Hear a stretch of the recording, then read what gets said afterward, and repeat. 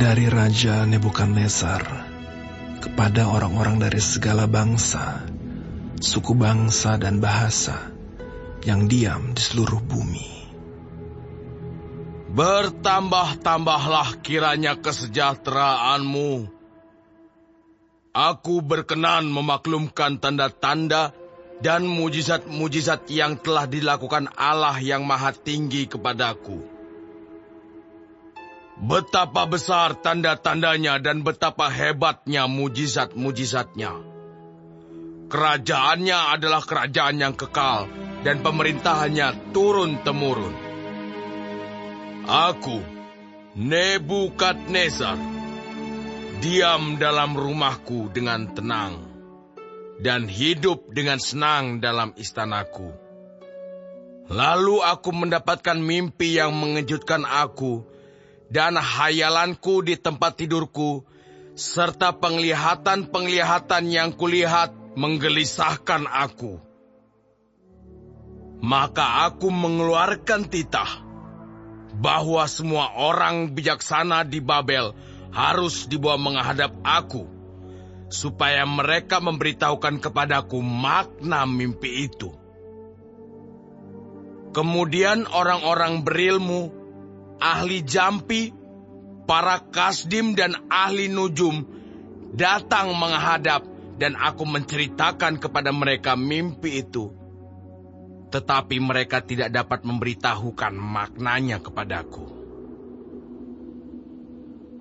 Pada akhirnya, Daniel datang menghadap aku, yakni Daniel yang dinamai Belsazar menurut nama dewaku, dan yang penuh dengan roh para dewa yang kudus. Lalu kuceritakan kepadanya mimpi itu.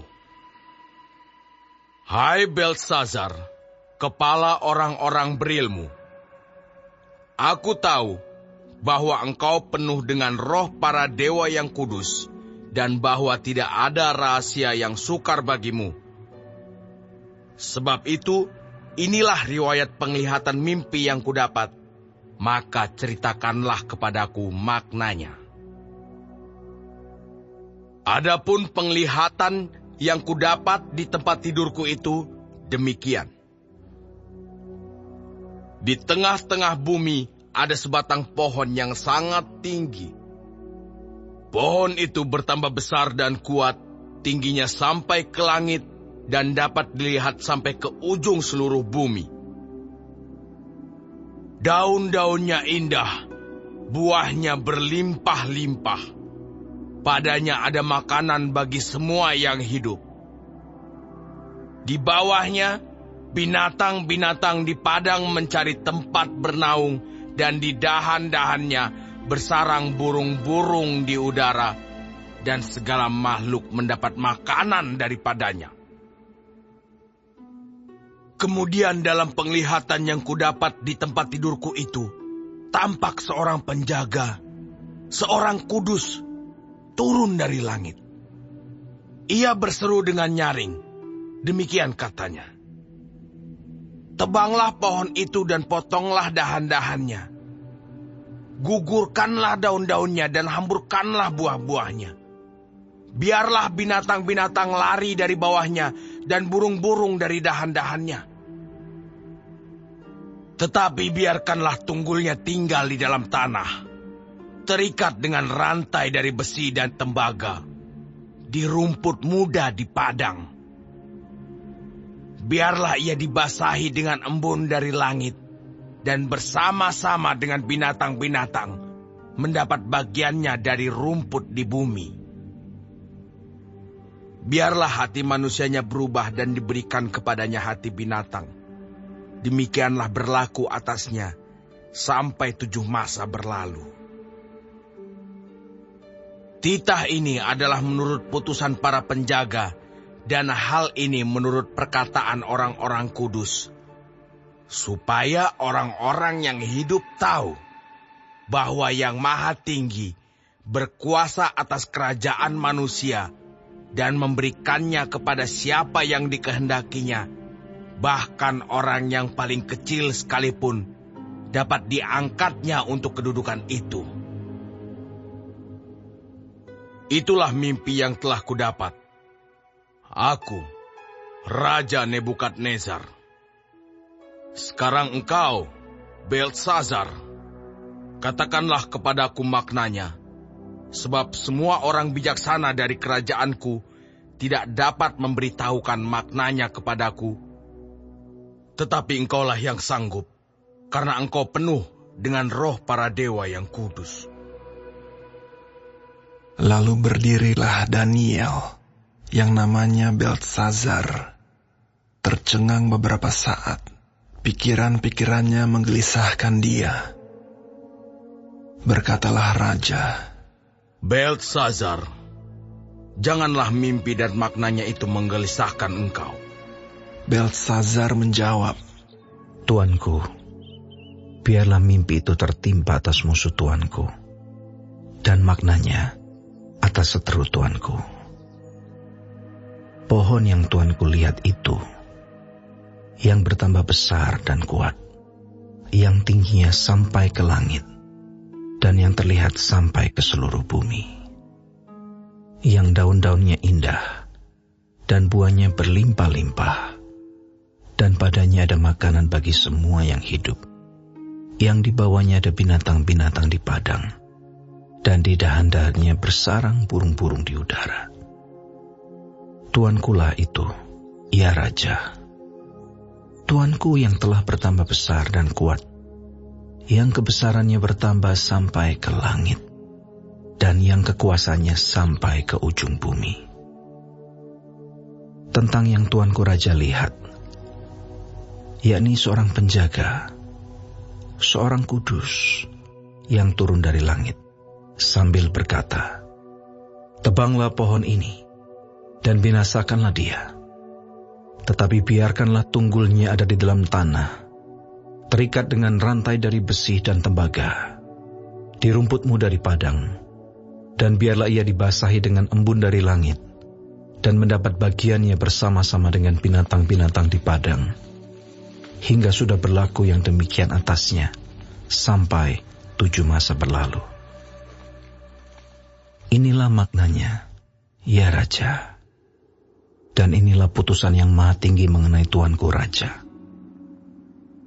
Tuanku akan dihalau dari antara manusia, dan tempat tinggal Tuanku akan ada di antara binatang-binatang di padang. Kepada Tuanku akan diberikan makanan rumput, seperti kepada lembu, dan Tuanku akan dibasahi dengan embun dari langit, dan demikianlah akan berlaku atas Tuanku sampai 7 masa berlalu, hingga Tuanku mengakui bahwa yang maha tinggi berkuasa atas kerajaan manusia dan memberikannya kepada siapa yang dikehendakinya. Yang dikatakan tentang membiarkan tunggul pohon itu berarti kerajaan Tuanku akan kembali Tuanku pegang. Segera sesudah Tuanku mengakui bahwa surgalah yang mempunyai kekuasaan. Jadi, ya Raja, biarlah nasihatku berkenan pada hati Tuanku. Lepaskanlah diri Tuanku daripada dosa dengan melakukan keadilan, dan daripada kesalahan dengan menunjukkan belas kasihan terhadap orang yang tertindas. Dengan demikian, kebahagiaan Tuanku akan dilanjutkan. semuanya itu terjadi atas Raja Nebukadnezar. Sebab setelah lewat 12 bulan, ketika ia sedang berjalan-jalan di atas istana raja di Babel, berkatalah raja, bukankah itu Babel yang besar itu, yang dengan kekuatan kuasaku dan untuk kemuliaan kebesaranku, telah kubangun menjadi kota kerajaan? Raja belum habis bicara, ketika suatu suara terdengar dari langit. Kepadamu dinyatakan, ya Raja Nebukadnezar, bahwa kerajaan telah beralih daripadamu. engkau akan dihalau dari antara manusia, dan tempat tinggalmu akan ada di antara binatang-binatang di padang. Kepadamu akan diberikan makanan rumput seperti kepada lembu, dan demikianlah akan berlaku atasmu sampai 7 masa berlalu, hingga engkau mengakui bahwa Yang Maha Tinggi berkuasa atas kerajaan manusia dan memberikannya kepada siapa yang dikehendakinya.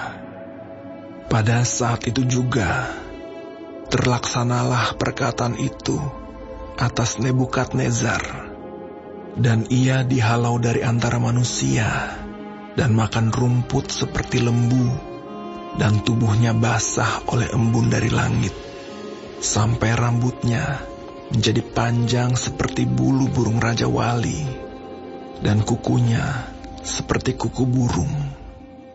Setelah lewat waktu yang ditentukan, aku, Nebukadnezar, menengadah ke langit, dan akal budiku kembali lagi kepadaku. Lalu aku memuji Yang Maha Tinggi, dan membesarkan, dan memuliakan Yang hidup kekal itu, karena kekuasaannya ialah kekuasaan yang kekal, dan kerajaannya turun-temurun. Semua penduduk bumi dianggap remeh. Ia berbuat menurut kehendaknya terhadap bala tentara langit dan penduduk bumi, dan tidak ada seorang pun yang dapat menolak tangannya dengan berkata kepadanya, "Apa yang kau buat?" Pada waktu akal budiku kembali kepadaku, kembalilah juga kepadaku kebesaran dan kemuliaanku untuk kemasyuran kerajaanku. Para menteriku dan para pembesarku menjemput aku lagi. Aku dikembalikan kepada kerajaanku, bahkan kemuliaan yang lebih besar dari dahulu diberikan kepadaku. Jadi sekarang, aku, Nebukadnezar, memuji, meninggikan dan memuliakan Raja Sorga, yang segala perbuatannya adalah benar, dan jalan-jalannya adalah adil, dan yang sanggup merendahkan mereka yang berlaku congkak.